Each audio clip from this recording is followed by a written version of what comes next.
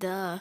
Ladies and gentlemen, Christmas has come early this year because we are reviewing Batman Returns today, which is indeed a Christmas movie. If anyone tells you otherwise, smack them in the face for me. Ladies and gentlemen, I am K-Swope. Thank you guys for tuning in. We are going to go ahead and be reviewing a bunch of Batman movies. We did Batman last week, so go check that one out right here in the card if you want to. But in the meantime, we're going to go ahead and talk about Batman Returns, which is, of course, another fantastic, fantastic film. My favorite Christmas movie of all time. I said that. I'll say it again. Best Christmas movie ever made. Sorry, Die Hard. Close second, but not quite as good as Batman Returns. All this being said, ladies and gentlemen, we're going to be going through this movie. We're going to be talking about the good things I found in it, the bad things I found in it, and then, of course, we'll be rating on a scale from 1 to 10. 1 being stepped on a Lego brick, 10 being Citizen Kane, okay? So, with all that said, let's go ahead and dive into some other good things about this film. As I mentioned, it's a Christmas movie. That is undeniable. And another thing I love about the movie, too, is, and this is a taste thing for me, I love Tim Burton. I love, everything that he's done. And so this movie feels incredibly Tim Burton. It's got that Tim Burton energy. Burton always uses a lot of German expressionism inside his films, and you can really see that here. Now, if you don't know what German expressionism is, essentially, best way I can think of to describe it to you is over-exaggerated lines and heights, things like that. Think kind of like Alice in Wonderland. That's kind of what I think of when I think of expressionism, just things being exaggerated. But it's also exaggerated with that kind of Tim Burton dark tone and feel. For example, two movies I can think of that are known for being in the genre of German expressionism are the original Nosferatu and Metropolis, okay? Both really old silent films, black and white, but if you see those and then you think of Tim Burton's work, you can probably see the parallels there. So I quite like it. Not everyone's cup of tea, but hey, I quite enjoyed seeing that. I love Tim Burton's work. This is the most Tim Burton of the two Batman movies that he has done. So I can definitely say that. We, of course, see Michael Keaton return as Batman in this film as well. And I said in my Batman review, you can go check out how much I love him in the character. His Batsuit looks even better in this film. I don't even know how that's possible, to be quite honest. It's great. He still brings the same type of good energy. He has a really great dynamic with Michelle Pfeiffer, which funny story about that in a little bit. We're going to talk about it very, very shortly. But yeah, so I'm just going to throw that in here quick. The rest of the cast, though, also absolutely amazing. This was actually the first film I've ever seen that I can think of that has Christopher Walken in. So seeing him was great because I heard people make so many Christopher Walken related jokes with, the pattern in which he likes to talk and present his lines and things like that. And so seeing him there in that film for the first time, I was like, oh, that's the guy they're talking about, and that all just made sense to me. But Christopher Walken, he's a great actor. He was great in this film. He plays I believe, an original character. I don't think Max Schreck ever appeared anywhere else, but Max Schreck, great character, very, very fun. He is the actual villain, I think, of this movie, if you ask me, because he's just bad just for the sake of being bad, versus you've got Catwoman and Penguin. Their villain arcs both involve him, so even though he is the victim in their schemes to some extent, really, if it weren't for Max Schreck, he's kind of the linchpin for all the villains in this, so I kind of consider him the ultimate villain of this film. But speaking of villains, this is the first Batman movie to start the trend of Batman having at least 2 villains in each movie. Most Batman films from this point on have 2 villains, and this is the movie where it all started from, because villain number 1, okay, is none other than the Penguin, okay? And the Penguin is played by the best casting choice possible ever, Danny DeVito, okay? Danny DeVito as the Penguin, absolutely amazing. Now, I will add a caveat here, okay? So I had a conversation with a friend recently, okay? Kevin, you know who you are. We were talking about this very idea, this very thing. He says that he wasn't a big fan of this movie because he's not a big Tim Burton fan. He does not like the direction that they went for with Penguin in this film. I don't mind it. I like it. But here's the thing. Danny DeVito being cast as the Penguin is a genius idea no matter the circumstance, okay? So let's do a quick thought experiment here, okay? So close your eyes. Imagine new Batman movies coming out, whole new continuity, okay? They're announcing cast members, okay? They announced that the Penguin is going to be played by Danny DeVito, okay? Now, you can probably imagine in your head, forget Batman Returns ever happened, okay? No matter how you look at it, Danny DeVito, perfect casting, okay? I've seen him. I've seen his range. It's kind of funny because I've recently been watching for the first time It's Always Sunny in Philadelphia, and seeing the Penguin as the trash man was something that I did not think I would ever see, which is very, very fascinating. But that's my character. I'm the trash man. I come out, I throw trash all over the ring, and then I start eating garbage, and then I pick up the trash can and I trash the guy. Danny DeVito's range is incredible. He did an absolutely fantastic job with this role, as everybody did. I think casting Danny is just a stroke of genius. Not to mention, you know, with his normal average stature and everything like that, he just looks the part so well. No matter how you make the character, whether he's a weird mutant freak like he is in this, or he's a more classic traditional looking penguin, either way, I think Danny DeVito is perfect casting, just period. He was basically, literally built to play that role, if you ask me. So that is absolutely fantastic, amazing. I love it to death. Frank!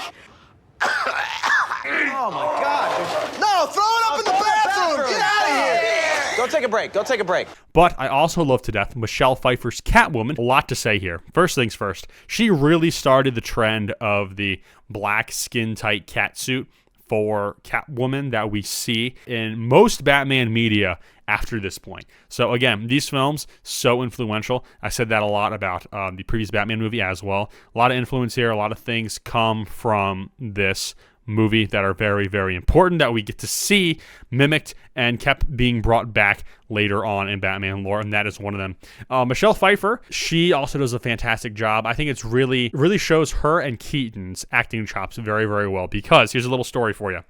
They were going to cast Michelle Pfeiffer as Vicky Vale in the OG Batman, right?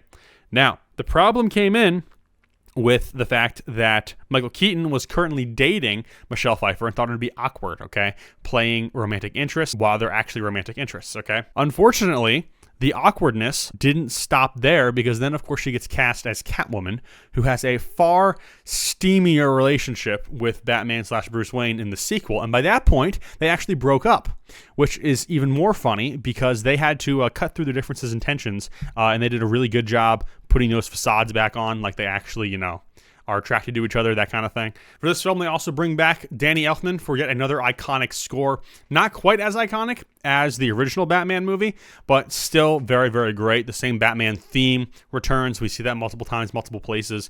And then, of course, a whole host of new music. A lot of it takes inspiration from other Christmassy sounds, given that this is a Christmas movie as well.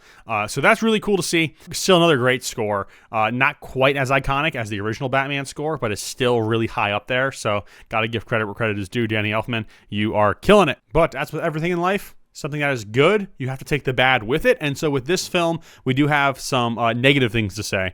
First things first, I noticed this my last watch through that I never really paid a whole lot of attention to before. But Max Schreck, okay, Christopher Walken's character, he has a son named Chip Schreck, okay? And I feel like there were some scenes that could have existed with the two of them that didn't exist that would have really shown us their relationship dynamic a lot better. Because as I was watching the movie, Max keeps talking about how his legacy to Chip is this power plant he wants to do, which is actually not a power plant at all. It's going to be a capacitor, which will be stealing power from the city instead of adding power to the city, which is very, very fascinating. But at the beginning of the film, when the Red Triangle gang shows up and they start wreaking havoc at the Christmas tree lighting, Chip Schreck kind of jumps in the way and tells his dad to save himself, okay? While they, I don't know, do something. He ends up being fine afterwards, so that's good at least.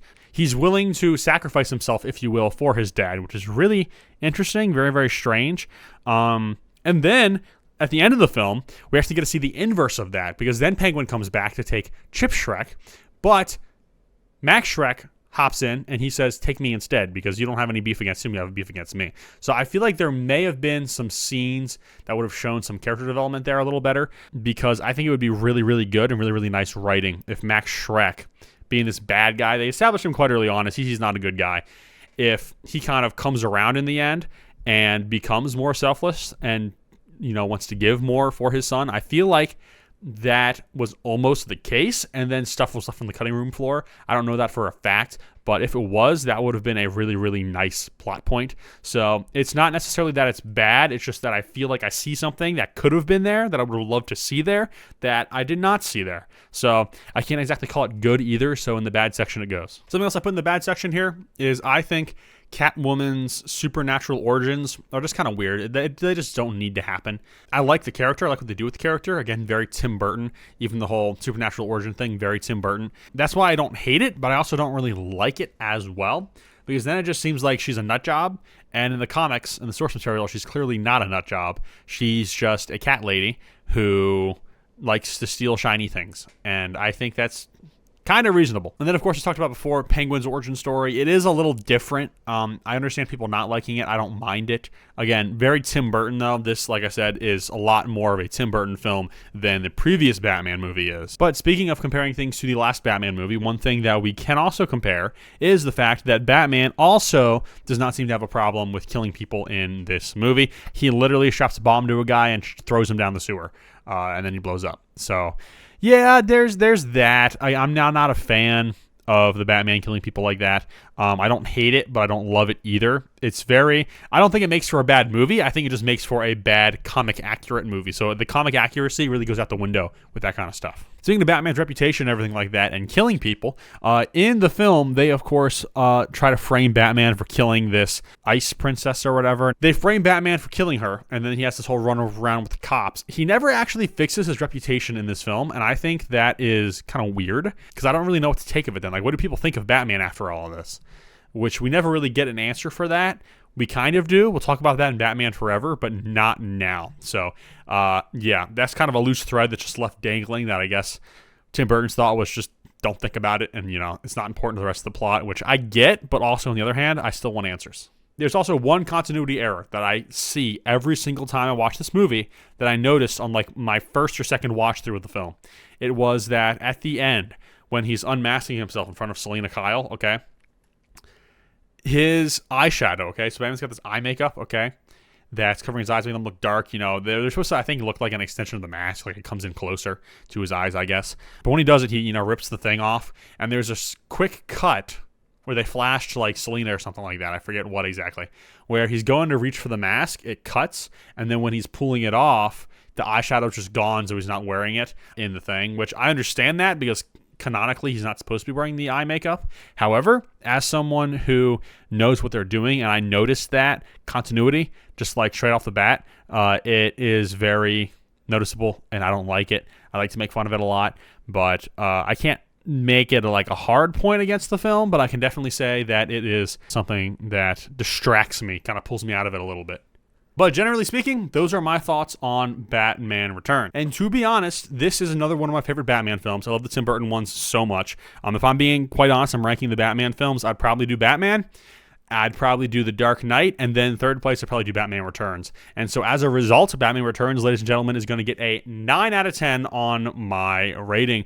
Ladies and gentlemen, that is what I've got for you today. Thank you guys all for watching. If you watched this far, okay, I want you to do a few things for me. I want you to, one, comment, let me know what you think of this film, if you liked it, if you hated it, what are things that you liked, things you didn't like. They take a lot of creative liberties in this movie, especially compared to the previous Batman film. That one still took a lot of creative liberties. This one feels like it takes even more. So let me know what you thought of those as well, some of the changes that they made in the comments. I'd love to hear what you think there. Also, while you're down there, go ahead and drop this video a like. It'd be greatly appreciated. And if you've watched this video, you're going to definitely want to check out some of my other videos. So what better way to do that than hit that subscribe button as well? And ladies and gentlemen, that's what I have for you today. Again, more Batman content coming around. The plan is to next week take on Batman Forever. So hopefully you guys are ready for that. I know I'm ready to review it. Hopefully you guys are ready to watch it. So that all being said, I'm K Swope. Thank you guys for tuning in, and I will see you in the next one.